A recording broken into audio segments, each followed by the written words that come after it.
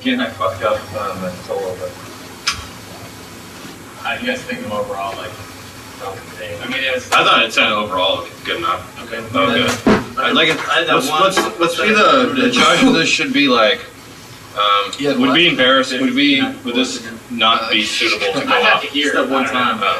We recorded what is known, or what we call, from the backyard, out of pure frustration. Baylog was frustrated, I was frustrated, because we hadn't recorded, hadn't done anything, and wanted to have something for people to get an idea of what we do. I wanted to make sure that people knew we were still alive, and that we had a band, and that we had these new songs, and we weren't just sitting around on our asses, like, you know, doing nothing. We are independent and trying to do it on our own.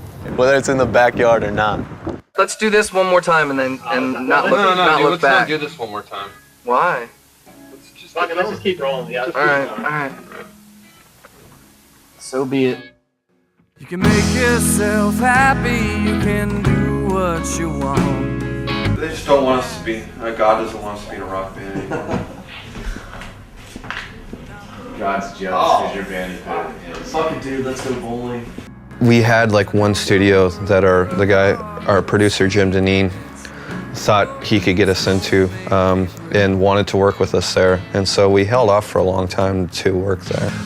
The first time we were legitimately gonna get in there, Jamie Foxx booked the studio for the whole weekend, and so we couldn't get in there. And then like right around Easter, he didn't book it, so the studio wasn't open at all, so we couldn't get in there. So we got screwed by Jamie Foxx twice. Not that I think he has anything against us. Beautiful little fool. I was pretty proud of it, like in the long run. Don't mind the golden But of course, like, there was no budget. Down the road, I'd like to kind of garner some kind of attention where not all the money's coming out of our pocket. If you come with the attitude like, hey, I just want to play good music and entertain some people, and you're with some genuine guys that you actually like and get along with, and things just click, then there's, you got a good chance.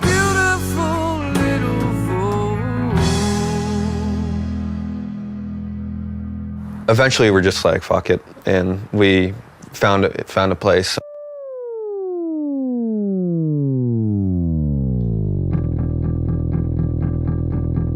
The hardest part after that was figuring out, like, after being in a band for 3 years and finally recording a record, knowing what we were going to record, because our catalog is pretty large at this point. We did it in 2 days. We had 11 priority songs to record and managed to get 16 tunes banged out. Part of that was like going in there with a mentality that we were going to do this live and that we were going to make sure that the performances were great. I'm a pretty crappy musician when I start thinking about what I'm actually doing. Yeah, me too. Yeah. He feels like a mediocre musician when he has to start Thinking. paying attention to what's going on. Or just thinking in general. about it. Thinking in general. Oh. Yeah. Deprecation. Let's stop thinking and play. Once we got rolling, the first song, I think we did Take You Home first, and it took like 3 hours. Dude, it was just like not happening, like we were missing parts, it was like wicked rocky. I see someone come in with a case of beer, right? I hear, next take, keeper. Second take, keeper, next take. Cranked him out. Now we're kind of in the groove, I guess.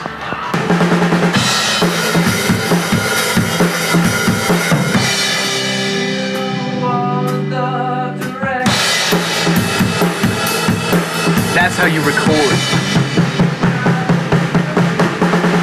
This is the first time I've ever had like 1 or 2 takes.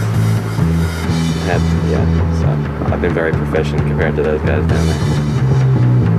Veteran. What's that? Veteran in the group. It's not so much veteran as it is skill set. She's like, it's just general awesomeness. We were practicing twice a week to really hone the songs down and have them ready to get recorded. So we were all on the same page and ready to do it. Are you going to come in and then he comes in? I'm going to come in 2 measures after him. Oh, you're going to come in after? Okay. So I'll just go ahead and start. I'll do the... When I first brought The Last Great American Man to Dave, he just kind of looked at it and he's like, what is this song about? And I'm like, oh, it's about Stephen Foster. He was probably one of the first popular songwriters in the United States, period. The day that Bela came in and said that he had this song called Last Great American Man, I was just floored. I was like, this song is just rocking.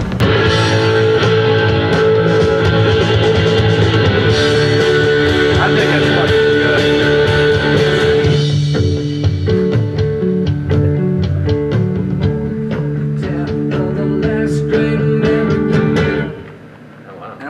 We don't need to do that again. No, I really don't think you need to. I think you guys killed it. Can I put a quick little... Lunchtime, dinner time. Yeah. I guess it's about his struggle, you know, to become recognized a little more. Which, you know, really brings it home for the Whiskey Saints, you know, trying to find some recognition and some love from the crowd, you know? Don't rain in LA!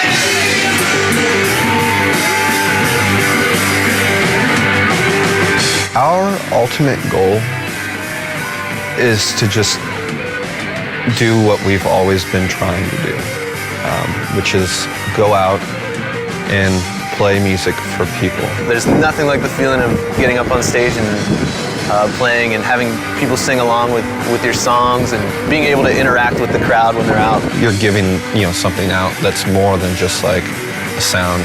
You know, you're giving out part of yourself.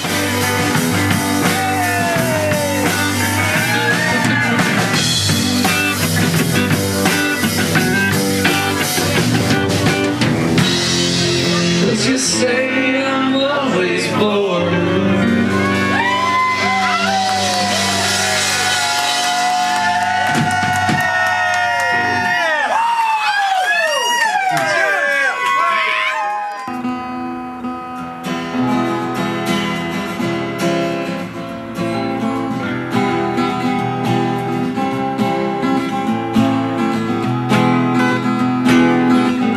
And I'm not sure, like in that section, like switch between the E and the E minor and the E major.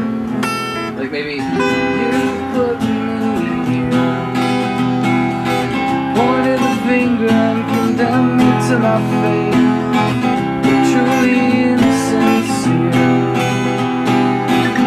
Sold me out now and bound and forced to wait. I will come for you. Blah blah blah.